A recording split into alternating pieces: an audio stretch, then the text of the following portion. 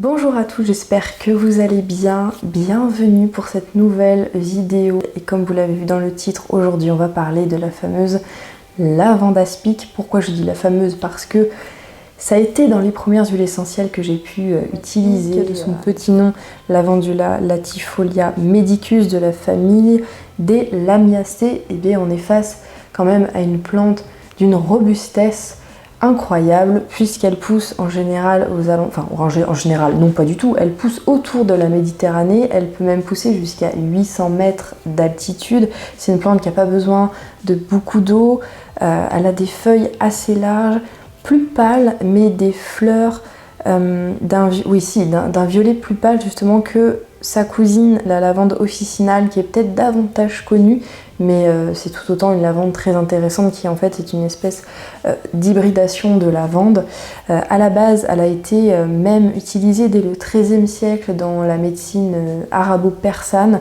Elle a été utilisée par les Grecs, les Romains, pour ses propriétés apaisantes au niveau de l'olfaction, pour ses propriétés désinfectantes. La seule chose un petit peu négative et dommage qu'on peut dire à son sujet, c'est qu'elle est fortement déconseillée chez la femme enceinte et les jeunes enfants, parce qu'elle contient justement du camphre, cette lavande. Au niveau de sa composition chimique, c'est parti. Elle est dosée à environ 40% de linalol. Et d'ailleurs, c'est considéré comme un allergène. Alors oui, ça me fait doucement rire parce qu'il y a énormément d'huiles essentielles, enfin quasiment toutes les huiles essentielles d'ailleurs, qui en contiennent. Et c'est utilisé par les industriels de la cosmétique. Juste l'extrait de cette molécule pour utiliser ça en tant que conservateur. Et à mon sens, c'est plutôt parce que ça a été extrait de la synergie moléculaire d'une huile essentielle que c'est devenu allergisant, vraiment concrètement, parce que en fait tout peut être allergisant et tout est allergisant potentiel, ça dépend de votre terrain de sensibilité tout simplement. Encore à 40% environ du fameux 1,8 cinéol qu'on retrouve un petit peu souvent d'ailleurs. Après on a 15% de camphre quand même, et 10% de pinène et limonène. Alors ce qui en fait une huile essentielle que moi je trouve géniale, parce qu'elle a à la fois cet effet très apaisant, mais elle est très puissante, elle est costaud quand même, notre lavande aspic, parce que justement c'est la famille aspic et elle est camphrée. Donc elle est anti-inflammatoire, donc elle a même une action sur les entorses, sur les coups et blessures d'ordre général, où on aurait le réflexe de mettre de l'arnica. Oui, c'est très très bien, mais on peut aussi penser dans ces cas-là à la lavande aspic qui va en plus avoir un effet antalgique. Elle est expectorante, elle est antispasmodique, antibactérienne bien sûr, antifongique. Elle a aussi des propriétés sédatives, notamment en prise en infusion. Elle est insecticide, répulsive et elle améliore la cicatrisation cutanée. Ce qui est coupure, petite brûlure, même brûlure plus grave, mais bon, je vais pas vous en parler dans cette vidéo. Pour la cicatrisation, vous pouvez le mélanger à du miel pour vous faire des cataplasmes, c'est fabuleux, ou des brûlures qui vous font mal, voilà, qui ont du mal un petit peu à se résorber. Cataplasme, miel, lavande, en général. Lavande aspic pour l'effet antalgique, c'est bien d'y penser. Et en olfaction, elle est intéressante pour les gens qui ont un mental agité, qui cogitent beaucoup, qui ont du mal à trouver le sommeil, qui ont du mal à lâcher prise en règle générale, qui sont en état de stress assez facilement. Elle pousse également à une relaxation profonde, à un sommeil profond, réparateur, et pour les gens qui pratiquent la méditation, elle peut être un petit coup de pouce, voilà, très appréciable.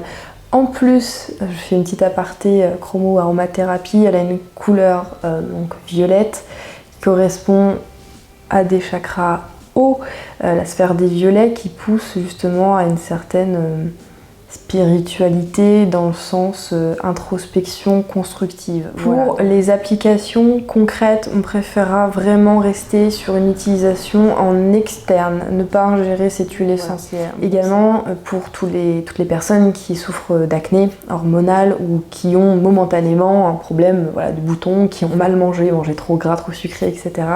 On peut l'utiliser par exemple 1 ou 2 gouttes dans un masque à l'argile, tout fait ou que vous faites vous-même. Déjà, vous allez bénéficier d'une olfaction, parce que de toute façon, ça sera appliqué sur votre visage, mais en plus, elle est purifiante, cicatrisante. Vous pouvez mélanger du miel liquide avec cette huile essentielle-là et vous faire un masque, pareil, 1 ou 2 gouttes. ça suffit largement. Et ça va vraiment potentialiser la cicatrisation des boutons, des plaies, etc. Même les gens qui font de l'acné kystique, même, ça va vraiment vous aider. Alors, point très important, ce n'est pas quelque chose que j'ai évoqué lundi, mais en règle générale, on évite de s'exposer au soleil quand on utilise une huile essentielle en cutanée. Même si elle est bien diluée, on évite. Il y a des huiles essentielles qu'on appelle photosensibles, photosensibilisantes, où là, il ne faut vraiment pas du tout s'exposer au soleil au risque de déclencher des taches pigmentaires, des brûlures, même cutanées. Vous verrez qu'en fin de semaine, on parlera de l'estragon, où là, elle est vraiment photosensibilisante. Après, je pense que si vous vous intéressez un petit peu aux plantes, vous le savez déjà, mais en règle générale, tout ce qui est agrumes, c'est photosensibilisant également. Vous avez le millepertuis qui est très connu aussi pour ça, qui est extrêmement intéressant en macérat d'huile végétale, mais qui est très photosensibilisant. Mais je vous dis quand même, en règle générale, on ne s'expose pas exprès au soleil après avoir appliqué une huile essentielle, quelle qu'elle soit, même si elle n'est pas connue pour être vraiment photosensibilisante. Il y a toujours un risque, il y a toujours une sensibilité cutanée qui est là. Et pour peu que, à ce moment-là, votre pH soit plus ou moins comme ça et que vous avez mangé un truc qui vous rend plus sensible, parce qu'aussi, on n'en parle pas souvent, mais il y a certains aliments aussi qu'on ingère qui rendent plus sensible au soleil, la peau plus sensible au soleil, on évite comme ça, au moins, il n'y a pas de problème. La lavande aspic fait partie de ma trousse d'urgence, c'est-à-dire que sur moi, j'ai constamment 3 huiles essentielles dans mon sac à main. Dans mon sac à main, j'ai toujours de la lavande aspic, de la menthe poivrée et de l'estragon, et ça tombe bien parce que ça fait partie des plantes dont on va parler cette semaine. Et bien écoutez, j'en ai terminé avec cette deuxième vidéo du mardi, j'espère qu'elle vous a plu. Dites-moi dans les commentaires si vous connaissiez ou pas la lavande aspic, si vous l'avez déjà utilisée. Quant à moi, je vous donne rendez-vous demain matin, mercredi, pour la 3e vidéo de cette semaine où on parlera de la menthe poivrée. D'ici à demain, bonne journée, prenez soin de vous naturellement, en tout cas essayez, c'est toujours mieux. Ciao ciao.